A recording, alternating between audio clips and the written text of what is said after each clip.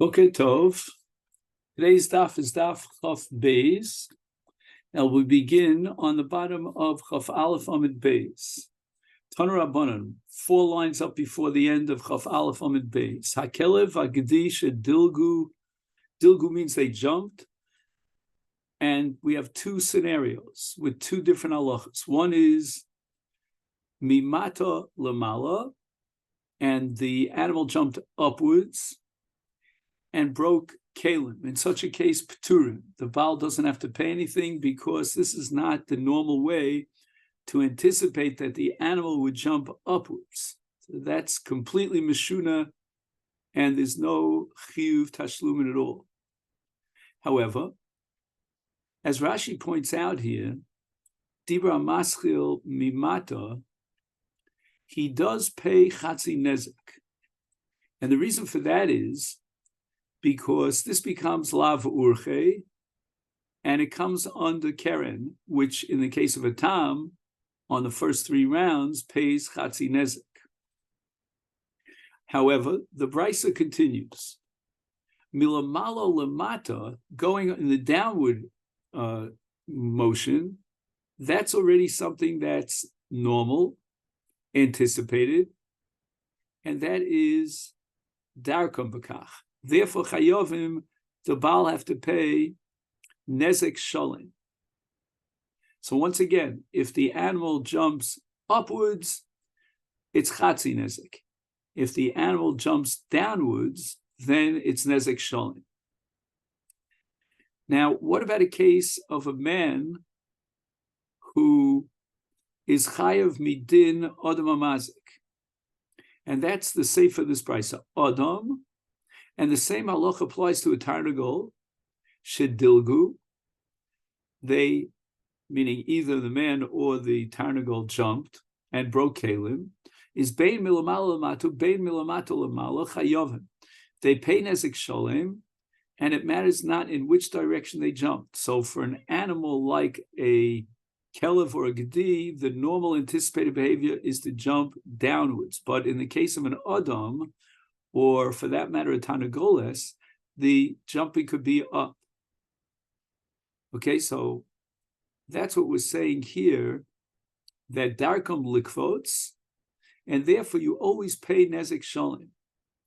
In the case of Adam, you're going to pay nezek shalim midin Adam amazik. In the case of tarnagol, you pay nezek shalim midin regel, and that's assuming it's in the chotzer of the nizak. Now the Gemara is going to ask a steer from another brisa, and here we start our daf for today, Chaf Beis. But Tanya, we learned in a brisa, hakelev v'hagdi shedilgu, bein milamala u bein milamata. So whether it's milamala lemata, which is the normal way, or even if it's milamata going upwards, lemala is pturim. The Baal doesn't have to pay nezek at all. And that contradicts the brisa that we saw on Chaf Aleph Amid Beis, which states that at least in the case of milamala lamata, in a downward motion, the Baal has to pay nezek shalim. And the Gemara answers, Tirgama Rav Papa, di apich mepich. That the reason why this last brisa established that the Baal is potter, it's because the animals switched roles, so to speak. There's a way that a kelev normally jumps and a goat normally jumps. And here, in this case, in the brisa, it was just the flip side. So, for example, in the case of a gedi, the normal pattern of a gedi is not to sort of climb down, but rather to jump down in one fell swoop.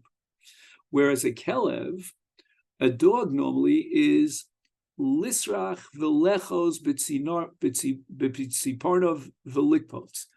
So that the dog, before it jumps, it sort of sinks its paws into whatever it is that it's jumping from. But in this case of the brisa, it was just the opposite. Kalba biskira, and the kelev jumped in the way that would be appropriate for a gedi, v'gadja b'sricha, and the gedi jumped in the way that a kelev would normally do it. So it's a kelev in this case in the brisa which jumped in one fell swoop, whereas the gedi, instead of jumping in one fell swoop, it jumped sort of like with its nails, and that's a pattern that's normally for a kelev, but now we switch roles, and therefore the balam is potter. The brisa that we learned on Chaf Aleph Amid Beis, which says that Yechayev, in the case of jumping downwards, that was done in a normal way. And the Gedi did its kind of jump, its normal jump, and the Kelev did its normal jump. Frekta Gemari Hachi, if you're telling me that in the second brisa, the Dilig was Shalo Kedarkam, it was an unusual kind of jumping because they switched roles, is Amai Pturim, why should that be potter? This is a behavior in the switch roles case in the brisa of an atypical behavior, which we call mishuna. And if it's mishuna, then it should come under keren, and he should pay chatzi nezek. So the Gemara interprets the brisa. What does the brisa mean by potter? By potter, we thought it meant potter in ganzen. No, potter min nezek sholem v'chayovim b'chatzi nezek. So this, in fact, in the second brisa, fits the pattern of keren mishuna, and Tom pays chatzi nezek. Okay, now we go back to our Mishnah, and the Mishnah says that if a kelev takes this hot cookie and carries with it gecholim, maybe the gecholim are on top of the charora, and it goes to a haystack, it eats the charora and burns the haystack. And the Mishnah differentiates between the nezek on the charora and the nezek on the gadish. As far as the nezek on the charora, you pay nezek sholem, and that's a case of shein. We normally expect an animal to take the charora, it's a very good smelling cookie, and eat it. But as far as the sreifas hagadish is concerned, here we're going to say that you only pay chatzi nezek. And we're going to try to analyze what is the nature of the chatzi nezek that the Mishnah establishes you pay for the burning of the haystack, itmar. And now we have one of the most fundamental Gemaras in Bava Kamma, and the principle of Rabbi Yochanan, which is rejected by Reish Lakish Itmar. What is the machayev of nizkei eish? Rabbi Yochanan Amar isho mishum chitzav. When a person lights a fire, and the fire spreads from his rishus and enters into the rishus of his friend, the Torah says he's chayav midin odom amazik, because the eish is like his arrows that he sends out. However, we should point out that in the classic mefarshim, they say it's not exactly odom amazik. It's not what we call din odom amazik mamish, because the eish is moving on its own, is moving through the forces of the ruach, whereas the chetz is moving simply straight from A to Z, from the force of the person who shot the arrow. And therefore, what we're saying here is that the geder and the dinim of isho mishum chitzav, according to Rabbi Yochanan, are equal to Adam Amasik. The dinim are equal to Adam Amasik. We might mention in passing, which is more for an Ian Shia, a very, very famous kasha of the Nemukei Yosef, and he asks, how can we light candles on Erev Shabbos? Today's Erev Shabbos. And the candles are going to continue to light on Shabbos. So as the candle is continuing to be lit, if we apply Rabbi Yochanan's principle of Isha Mishum Chitzav, then it's as if he's burning the fire, and therefore he should be in violation of Aleches Avara. And there are many different answers to this. My Rebbe, Rav Soloveitchik, used to always say that to do a malacha, you have to be active. There's no such thing as a malacha b'shevi altas. And on Shabbos, after having lit the candles on Erev Shabbos, he's passive. Reish Lakish Omar, Isho Mishum Mamono. And the Gemara is going to analyze why each one rejects the other shita. But according to Reish Lakish, just like your chayev for your mamon that was mazik, let's say shar or bar, so too your chayev for your eish that was mazik. And if you were careless in watching your eish, then because of your pshia, you violate shmiras on alecha, like in the case of shar or bar, and therefore you're chayev. Reish Lakish, my time alone, Rabbi Yochanan Malcha. Reish Lakish would say the following: Chitza mikocho ka'ozli. When you shoot out an arrow, the motion, the forward projectile motion of the arrow is a result of the power, the energy force that you put into the arrow, and therefore it's considered your action. But high in the case of Isho, lo mikocho ka'ozil. The Aish spreads, but not because of the madlik, the one who lit it, but rather on its own. That's the nature of fire, and as long as there's a minimum amount of ruach, of wind, it's going to spread, as we say, hispashtus ha'esh, and it's going to keep going further and further. So therefore, you can't say the madlik is chayav because of isho mishum chitzav. Therefore, Reish Lakish says that eish is chayav midin pshia on shmiras mamona. Rabbi Yochanan, my time alone, Reish Lakish amalecha. Rabbi Yochanan says that mamona is be mamosha, ha less be mamosha. Eish is considered a davar she'ein bo mamoshas. It has no mamoshas to it. There's no substance to eish. When the Torah imposes a compensatory obligation on a mazik in his mammon, it's because he owns the mammon, and the mammon is a davar sheish bo mamish. But in the case of eish, argues Reish Lakish, or argues Rabbi Yochanan against Reish Lakish, you cannot consider it mamono because it's less bei mamosha. And this is based on a Gemara in Beitz on Daf Lamed Tes. The Gemara says that if a person has hanoah from a gachelos of hegdesh, then he's chayav a korban me'ilah. But if he's nena from the shalheves of hegdesh, then he's potter. What's the difference between the first case of gacheles and the second case of shalheves? In the case of gacheles, the davar sheish bo mamish, and therefore he's chayav mishum me'ilah.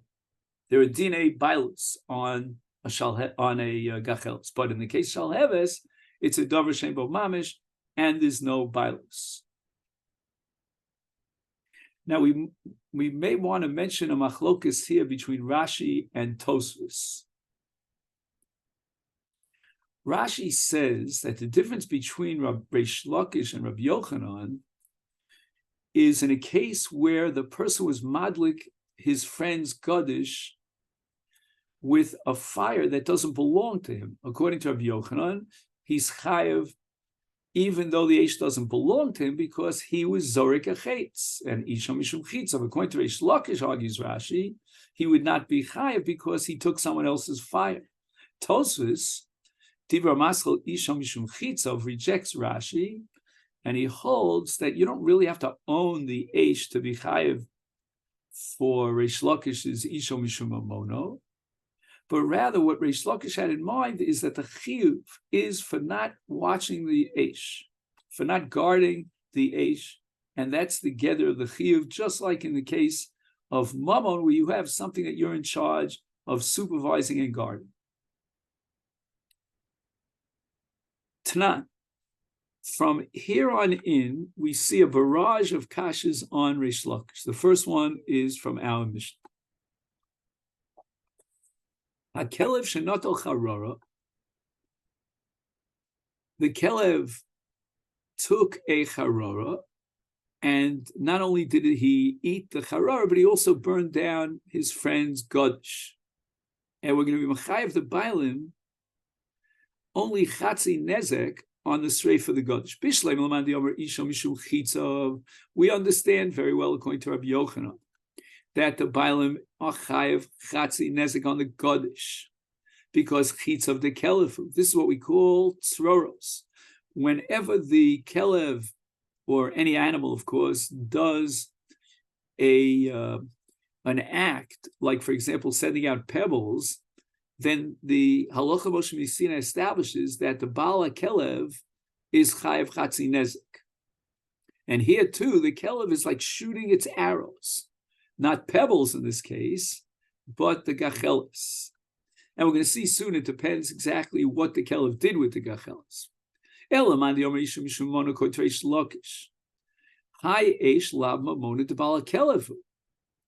Rashi is going to explain this literally, that this fire is not the Mamon of the Baal HaKelev.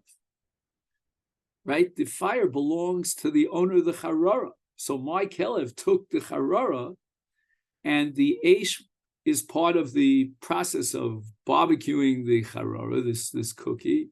But the Eish, the Gachelis, belongs to the person who owns the Charara.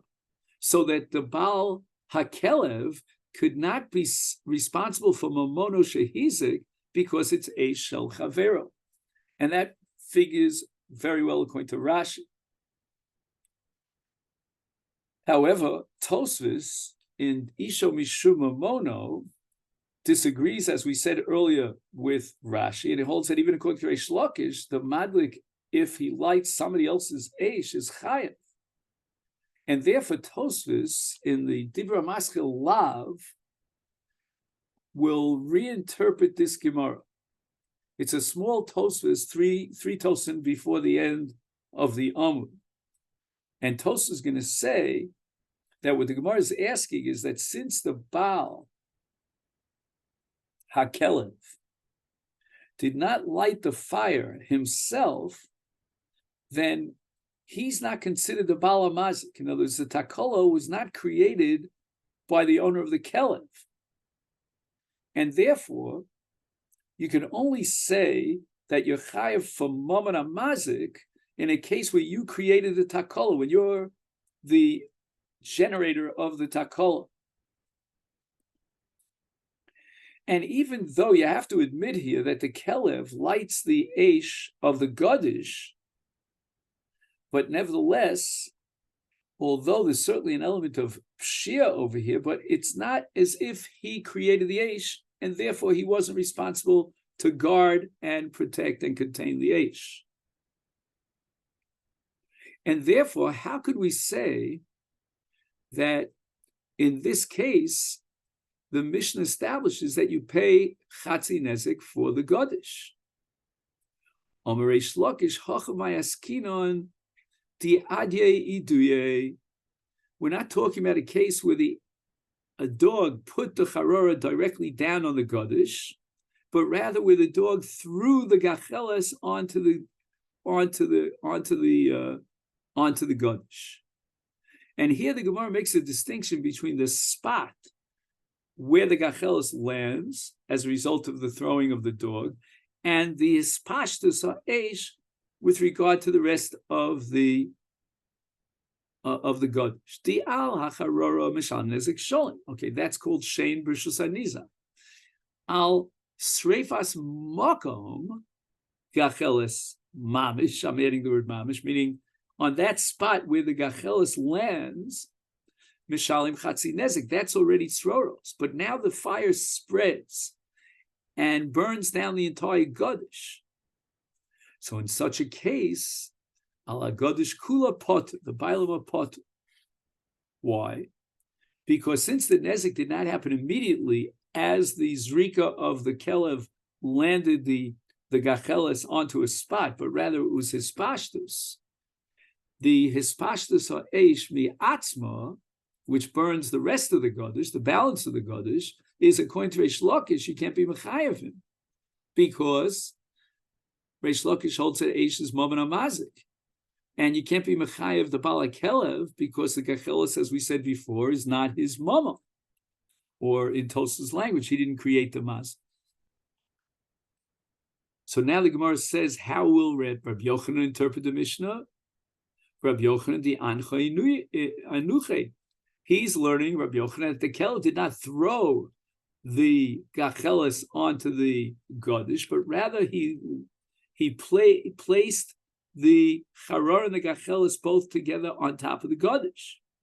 Ala Charora, he pays nezek shalom. But not only that, al makom hagacheles mishalim nezek shalom.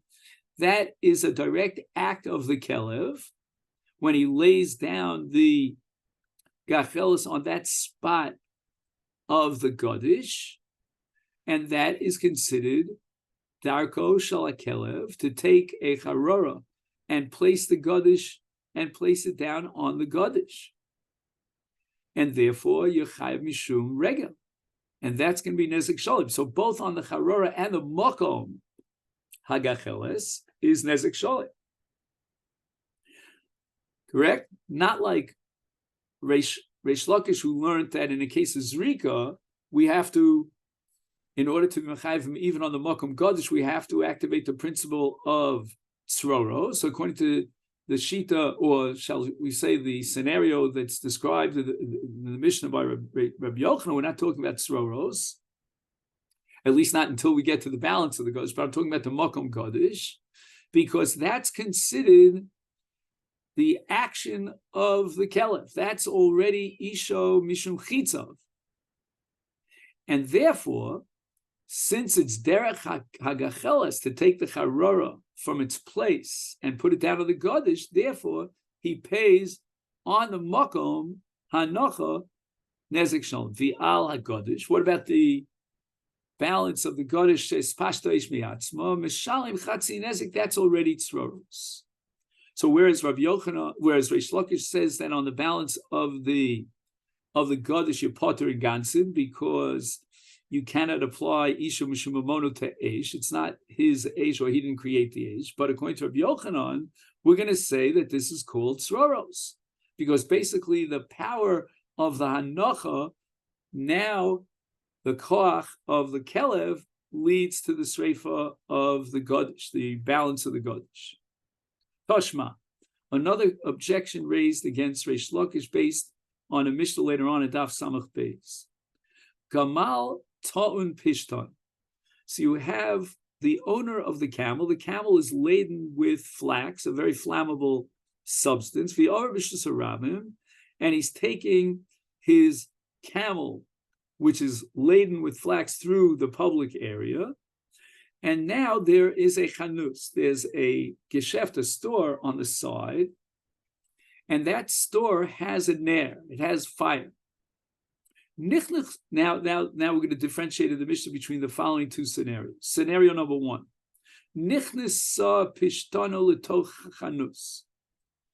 The pishton was so vast and voluminous that it went into the chanus as the gamal passed the opening of the chanus. Vidalku nero b'nero shel chenvani. So who's actually responsible now? It is the responsibility of the Bala Gamal, because he wasn't careful and he didn't protect or prevent the Gamal from the flax going inside the store of the chenvani. And then, after the flax took fire, Hidlikas Habira. Now, when the Gamal continues with burning, flaming flax on its back, the Gamal now burns down someone's house. And Bala Gamal Chayav, because here the Chenvani did what he had to do.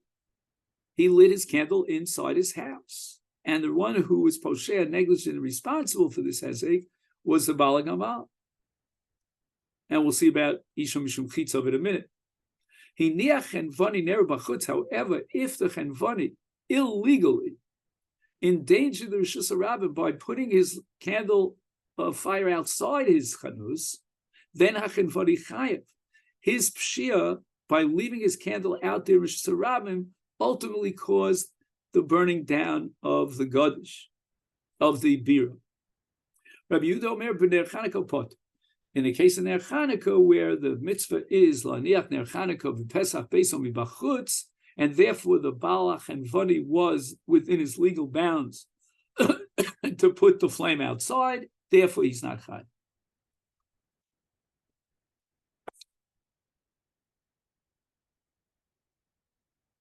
Okay. Now, the truth is that the quote here of Rabbi Yehuda as the dissenting view in the case of Hanukkah is not really relevant to Sugya, and the Achronim are bothered by why the Gemara bothers quoting Rabbi Yehuda, but that's not for us. So the Gemara now analyzes. Bishleim l'man diyomar, isho michum chitzav.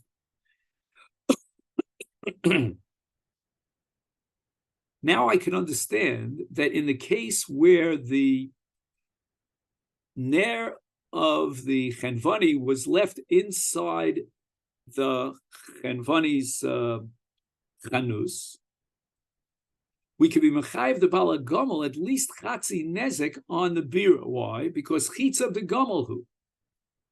We have a case of tzroros here because the gamal is now using the fire on its back, meaning of the burning flax, to burn down someone's bira. And that is considered kocho of the animal. It's considered like the animal sent out a chetz, and that's called tzroros. El amanti omer sipei chatzinus. El amanti omer mishum mamono. But according to Reish Lakish, how could we be mechayiv the bala gomel for burning down the bira? Hi eish lav mamona de bala gomel. He didn't create the fire. He doesn't own the fire, and it's not mamono, and therefore, how can he be chayiv? Armel Reish Lakish al chavayaskinan b'mesach seches. It means that the camel ignited the entire Gadish. Again, I keep saying Gadish, but I correct myself. I mean the bira in this case, right? So it's not that, the Bala Gamal is potter because of Eish is not Mamono, but rather here it's the action of the Gamal as the Gamal takes the burning flax and burns down the entire bira. One section, one spot after the other. And this is very similar to the case that we had before in Rabbi Yochanan's frame of reference of the kelev that takes the charora and the gachelis and puts the gachelis down with the charora on the gadish. And that's called nizke regel. And of course, it's in the Rishus of the Nizak, and we're not talking about nizke eish at all. In fact, the Gemara Hachi Ema Seifa, if the Gamal itself burnt down the entire bira, spot by spot, then what do we do with the Seifa? Ema Seifa. The Seifa says, "Aminiach chenvani nero mibachutz, chenvani chayev." Now, how can it be that the chenvani, although he was certainly negligent by putting his ner outside, how can it be chayev for the action of the gamal when the gamal actually burnt down the bira? Even sachseches, am I chayev? Why should the bala chenvani chayev? Certainly the bala gamal is chayev because he was poshea and he didn't watch the gamal. The gamal went ahead and burnt down the entire bira. And the Gemara answers Bisha Omda that the Mishnah is talking about a case where the gamal stood right next to the bira, frozen in its tracks. It was carrying a pishton on its back, and it because of the close proximity between the gamal with the burning pishton and the bira, that's what caused the strafe of the burning down of the bira, and therefore the Bala Chenvani is chayev for placing his ner mibachutz. The Gemara asks another kasha. Well, if you're talking about omda v'sichsecha, is kolshkei de Chenvani potur Bala Gamal chayev? Wait a second. If it's the Gamal that actually burnt down the entire bira, then so what if the Chenvani put the ner outside? The pshia was the Bala Gamal's pshia. Right, he allowed the gamal to stand right there in close proximity to the bira, and he should have immediately, grabbed away the gamal. Like more answers, Rav Huna bar Manoch mishmei Rav Ika hachmayaskinon kigon she'amda lahatil meimea. There was no way that the bala gamal could get the gamal to move because the gamal was in a tight spot, and it had to be matil meimea, had to urinate. And when it was standing there, you can't move it at all. And therefore, at that moment in time, when the Sreifa, the Bira, took place, as a result of the flaming flax on the back of the Gamal, we cannot say that the Bala Gamal is responsible for the burning down of the Bira because he couldn't move the Gamal. So there's no pshia in the fact that he wasn't Mamayr Malichim. And therefore, the Bala Chanus, the Chanvani, who placed his Ner outside, he has to pay the entire Nezek. And as far as the Bala Gamal is concerned, he's in a state of onus.